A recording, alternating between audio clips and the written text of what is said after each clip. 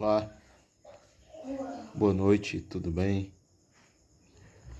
Vou estar falando um pouco sobre um assunto que é o TEPT, transtorno de estresse pós-traumático. Reafirmo que são noções, correto? Esse vídeo não deve ser utilizado para diagnóstico sobre problemas, sobre psicopatologias, sobre problemas. É necessário ter uma abordagem específica para se diagnosticar, para se tratar de uma forma segura, por um profissional devidamente regulamentado.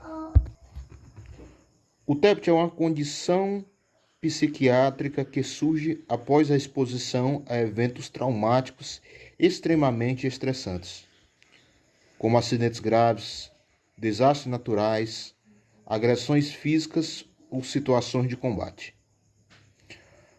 As características principais do TEPT incluem a revivência persistente do evento traumático, o evitamento de estímulos associados ao trauma, hipervigilância e sintomas de reatividade aumentada, como a irritabilidade e a dificuldade de concentração. Ou seja, o trauma, esse estresse pós-traumático, ele se apresenta em momentos depois do evento traumático, com memórias, com flashbacks, com a revivência persistente daqueles fatos. E isso nós entendemos na neurociência, que ela tem aquela taxa de cortisol, né, que é colocada no cérebro. E essa é uma das principais psicopatologias que são resultados do estresse, que nós enfrentamos muito atualmente. Freud observou que o trauma envolve uma experiência de choque, que o sistema psíquico não consegue assimilar imediatamente, levando a uma repetição compulsiva dos eventos traumáticos na tentativa de integrar a experiência. Ou seja, na tentativa da psique resolver aquele problema, ela fica revivendo esses eventos traumáticos de uma forma repetitiva, né? Até que se procurando ali alguma forma de reintegrar a psique. Ferenczi, a importância da validação e do reconhecimento do trauma na cura psíquica. Ou seja, esse psicanalista, discípulo de Freud, ele estudou a importância do reconhecimento, ou seja, a pessoa dizer, realmente eu tenho um trauma relacionado a isso. E também isso como o primeiro ponto para a cura psíquica, para a cura do trauma. Entende-se atualmente que o trauma pode ter efeitos duradouros no cérebro, afetando áreas como o hipocampo e a amígdala, responsáveis pela memória e pela resposta ao medo. Os eventos traumáticos, eles influenciam as emoções, os pensamentos e comportamentos. Esses eventos traumáticos, eles se manifestam através de flashbacks, de lembranças, né, de pesadelos durante ali o período de vigília e uma constante sensação de ameaça. As abordagens terapêuticas, elas são bem abordadas ali no consultório terapêutico, e a criação de um ambiente seguro ali para o paciente, onde o paciente pode explorar e processar suas memórias traumáticas. Geralmente nós vemos muito o enfrentamento do trauma na terapia cognitivo-comportamental dessa forma, nessa técnica do enfrentamento e do trazer para o presente. Já a gente, como psicanalista, nós procuramos desenvolver, né, através da livre associação, né, algumas ferramentas de reconhecimento e enfrentamento da raiz desses problemas, da raiz desse trauma, né? Nós temos também a terapia de exposição e a terapia de dessensibilização e reprocessamento por movimentos oculares. Ou seja, devidamente, o terapeuta ele começa a forçar movimentos oculares do paciente, enquanto esse paciente ele está relembrando aquele evento traumático. Essa é a EMDR, né? Terapia de dessensibilização e reprocessamento por movimentos oculares. A outra abordagem freudiana clássica usa a livre associação e análise dos sonhos para acessar e elaborar o material inconsciente ao trauma. Como eu falei, a gente utiliza a livre associação para pegar aqueles pontos principais para que o paciente venha falar sobre todo o processo do trauma.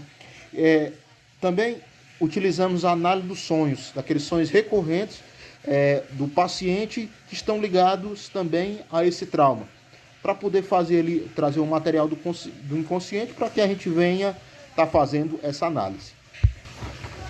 O terapeuta trabalha com o paciente para identificar e interpretar os significados simbólicos das memórias traumáticas, facilitando a integração emocional e a redução dos sintomas. Essa abordagem permite que o paciente compreenda os padrões de repetição e os mecanismos de defesa que perpetuam o sofrimento. Trocando por miúdos, identificar e interpretar através do ato de simbolizar, ou seja, o paciente ali ele vai falar sobre esse trauma, dizendo sobre momentos, sobre coisas que ele passou naquele trauma, para que venha-se ter esse confronto e análise, né, também do símbolo que o paciente ele está passando ali na sua psique. E também ele fala aqui sobre os padrões de repetição, né, e sobre os mecanismos de defesa, que ao invés de confrontar esse problema, eles estagnam e talvez até pioram esse problema, né, no corpo do paciente, né. Temos a outra técnica que é a mindfulness, que é a prática de focar totalmente a sua atenção no momento presente, de forma intencional e sem julgamentos. São 3 pilares: intenção, atenção e atitude. O outro podem ser formais, sentar-se em um ambiente calmo, apenas para acompanhar a respiração, um exemplo, ou informais, realizar atividades cotidianas, como comer, caminhar, correr, focando no que está fazendo, ou seja, um direcionamento para o presente, né? Focando no presente, na atividade, e isso ali vai mitigando a força do evento traumático que ele traz ali na sua psique, né? Como eu falei, isso também tem como resultado ali da TCC, que é a terapia cognitivo-comportamental, né? Do confrontamento. O outro ponto fala sobre a regulação emocional, que é a capacidade de monitorar, avaliar e gerenciar as próprias emoções e respostas comportamentais de situações cotidianas ou desafiadoras, acolhendo-os e expressando de maneira equilibrada e saudável. Ou seja, está passando pela aquela situação. Eu vou nomear, o primeiro ponto, nomear a emoção. Nisso eu estou sentindo raiva desse momento, desse evento traumático. Ponto. Técnica de respiração. Inspirar 3 segundos, segurar por 3 e soltar durante 6 segundos. Pausas estratégicas. Afastar-se temporariamente da situação de estresse, ou seja, do gatilho que está fazendo você recordar esse evento traumático, para pensar de forma mais racional antes de agir, né? Temos também a abordagem que é a análise bioenergética, né? Combina-se técnicas de respiração com movimento corporal para liberar as tensões.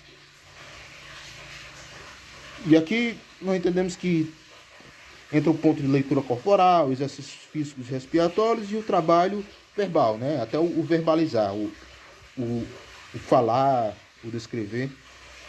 O trauma e o corpo. O trauma psicológico frequentemente se manifesta através do corpo, com sintomas somáticos, como dores crônicas, problemas gastrointestinais e tensões musculares. Ou seja, o trauma ele também causa alguns algumas doenças somáticas, ou seja, que são frutos da sua psique, são frutos da sua mente, né?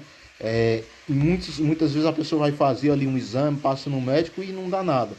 Ou seja, porque ela está passando por um problema somático, né?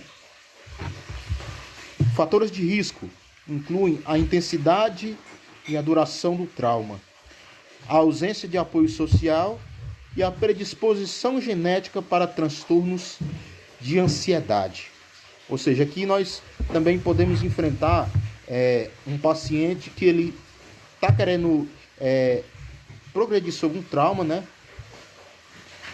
Só que ele também enfrenta ali uma predisposição genética por transtornos de ansiedade, ou seja, a amígdala está hiperativando de uma forma bem mais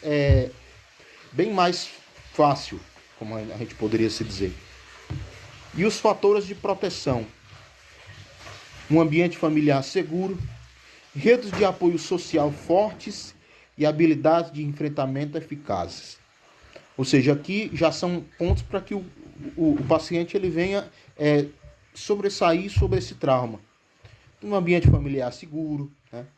Uma rede de apoio social forte, ou seja, a terapia, pessoas para conversar sobre o trauma, né? Amigos para estar compartilhando as situações e habilidade de enfrentamento eficaz, né? Como eu falo, a gente discriminou aqui algumas formas de terapia. O TEPT frequentemente coexiste com outras condições psiquiátricas, como depressão, transtorno de ansiedade, que é o TAG, e o abuso de substâncias, que são as adicções. É um tema bem complexo. É necessário ter um enfrentamento, uma análise por parte de um profissional devidamente registrado, né? E é um processo que ele demanda tempo para que o paciente venha progredir sobre esse trauma, né? Sobre esses pensamentos conflituosos, sobre esses eventos traumáticos que se repetem. Mas o que eu falo para você, esses traumas eles podem influenciar muito na vida do paciente, nas nossas vidas. Por isso, eles necessitam ser confrontados, enfrentados e vencidos, né? Através da terapia.